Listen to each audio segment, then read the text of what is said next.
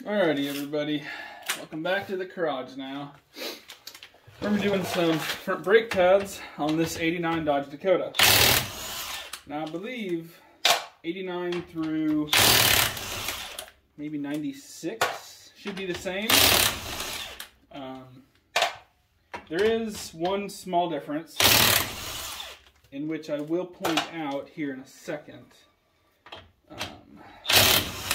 It's also a really good time to check your wheel bearings.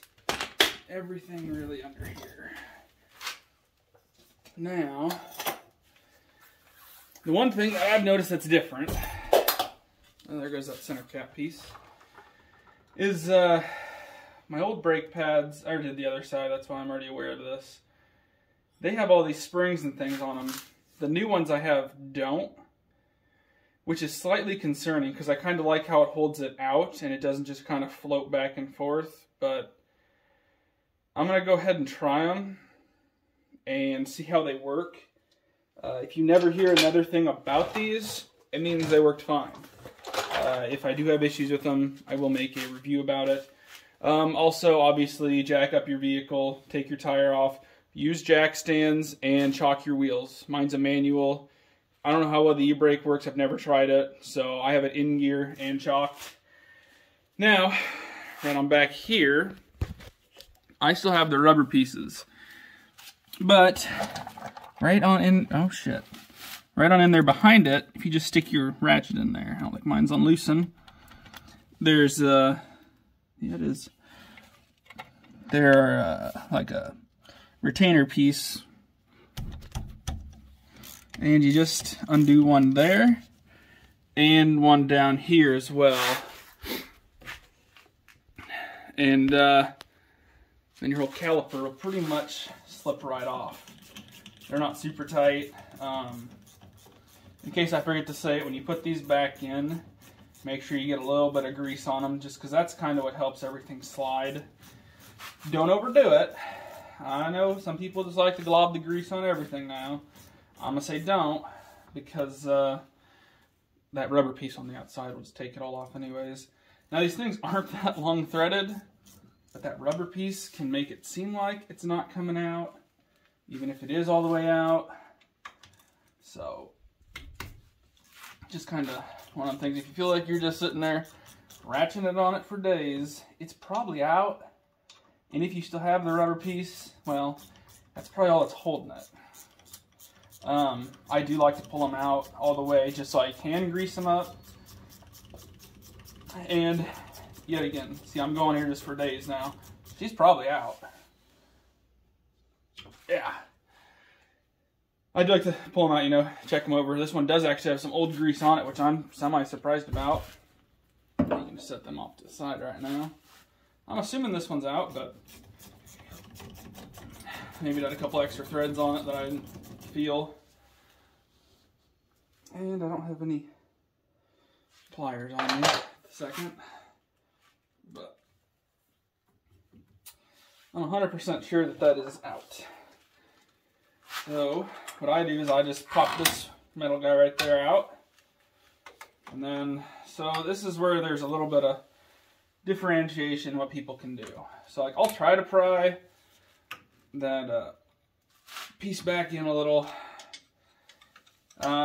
Obviously a pry bar would be better than a screwdriver. However, your pry bar is pretty limited as to what you can actually get in here. So choose what you want to do there. I actually should go grab my pry bar so I can get that thing out. Which, I kind of forgot about it. In my eyes, I was thinking, oh, what do I need the pry bar for? But, now there's a few things as well people should do probably when you're doing this that I'm not going to do. Such as, you probably should go get your rotors turned. Mine does have a small lip right there on the top, but it's nothing I'm super concerned about. The brakes stopped fine before. The other side was pretty worn down. They were starting to make noise. That is, wow, this thing's kicking my ass. I better make sure that bolt's out all the way. Sure looks like it.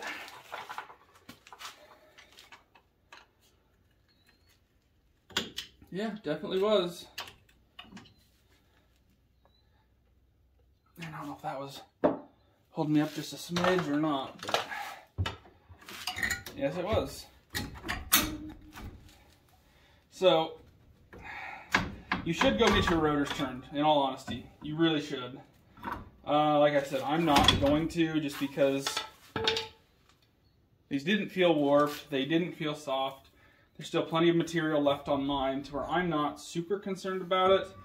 Plus, I absolutely need this truck, so I really don't have the time to rip everything apart and then do all that. And also, you just pull these metal tabs back. That one broke, that's fine. Which, well, that pad's actually not too bad. The inside one is much more worn, so it looks like it's a good thing I'm doing this, but the backside of my rotor here, still smooth. That turns pretty good. A little tight, honestly. So now, here's what most people would do. They'd have the tool that you use in order to push that piston back. I don't. I've never had one. This is how I've always done this. It can be a little bit of a bugger at times, to be honest, but I've always just made it work. Let's just get this guy in there, and you squeeze him down. That one went down pretty easy. Take it back off. Screw this in just a smidge, not too much, or you're going to be hurting your hands now. And you do this with the old pad. Do not do this with your new pad.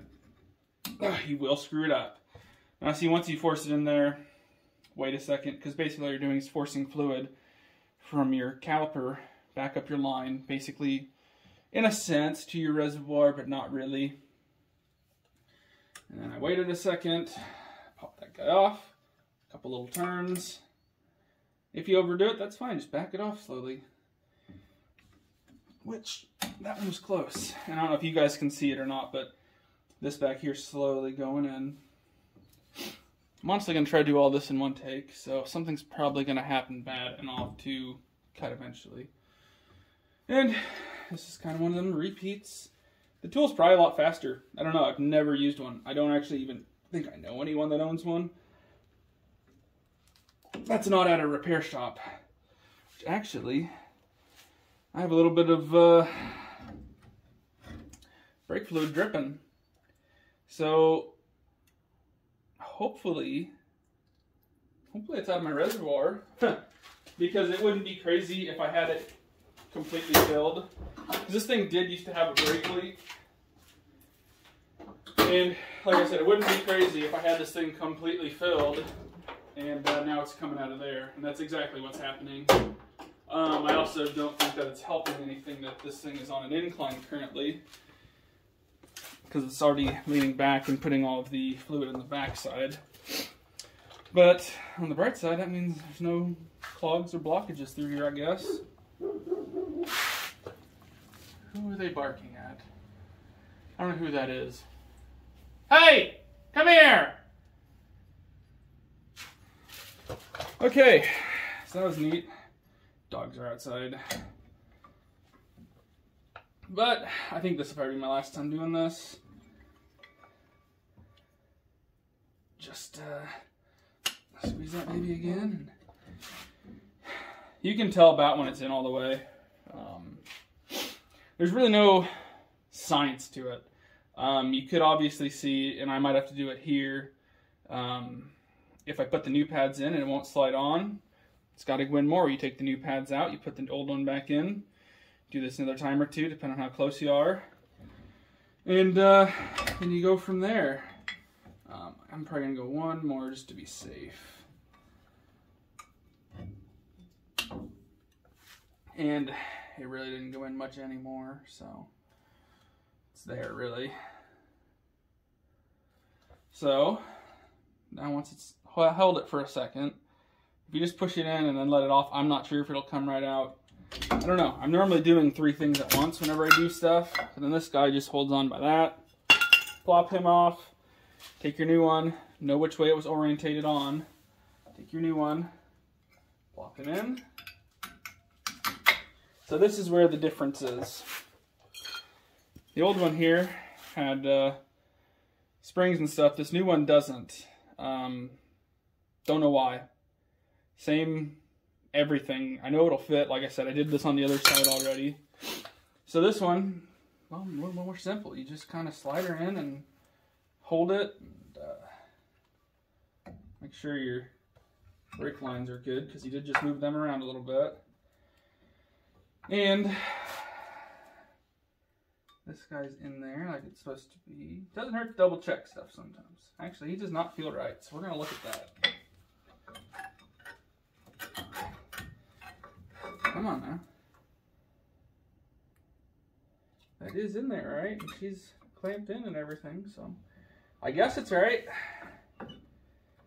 Can't be wrong if it's right. So now, I'm going to get a little bit of these, and I'll just get some grease on my finger and do them both. Why not? So like I said, you just take a very small amount. That's, could be a hair much. And then you just kind of rub it in. All the way around. And he doesn't even want to slide back in for some reason. It's been pretty dry in there. So now the way I do these, at least in this format, is I put the bottom one in first, just because you can't see it as well. So that is just kind of in now. So this is, you can take an impact to get these things out, but putting them back in, do not use an impact. These apparently are very, very easy to cross thread, so I definitely recommend using a ratchet. At least putting them in. Out, it really shouldn't matter, as long as you got the right size socket. Socket's a 10mm as well, or a wrench, you know, whatever you got. Which, that one needs to tighten a little bit more, but I don't like to tighten it too much, and have to fight this side and not be able to get it in, but this side went easy, so. Now, there's one thing I'm going to show you now that will seem wrong, however it's not. Now, if you don't know how tight things were, go ahead, look up the specs, torque it to spec. I have enough experience doing this in a sense that I can kind of tell how tight they were coming off. I can kind of tell how tight they need to be going back on. Now, and then once I get that done on one, I go back, check the other, and check this other one again. They're both good in my opinion. Now, one thing you do want to do, it's going to sound terrible to start with, partially because there's no springs on this one, is make sure this thing slides. So the 2 bolt pieces I just put in, this whole thing has to slide on it so we can keep the caliper centered. Because obviously the piston's only on one side, and it's only going to push this way, which then will bring this back. Now those pistons allow it to center itself up so that everything's not always dragging on it. And brake pads are done. That's all it takes. I don't know how long this has been going for. I hit a button on accident, but that took me about 13 minutes with explaining and everything. So honestly, if someone kind of has an idea of what they're doing and what tools to use, you could probably have this done in 10 minutes. Like I said, I believe this is the 89 to 96 Dakotas, and if these pads don't work out, I will definitely make a video on them, saying that they're terrible or noisy or whatever. But for an 89, oddly enough, these were the only options they had, was ones like this without the clips. If you got into the early 90s, they had the clips. I have no idea what the difference is. Like I said, hopefully they work out like they're supposed to. But as you can tell actually by looking at my pads, the back one here has a whole lot less pad on it than the front. So that's why I'm almost wondering if those pins weren't quite working like they were supposed to. So that back one was always up on it like it wasn't supposed to be. But I would put the tire back on. I'm going to swap tires just because this truck's always had an issue with pulling to the right, and I'm trying to narrow it down if it's tires or not. But obviously, you know, put your tires back on. I think the torque for those is 80 foot-pounds. I definitely would double check that and don't just take me for my word, because I don't know for sure.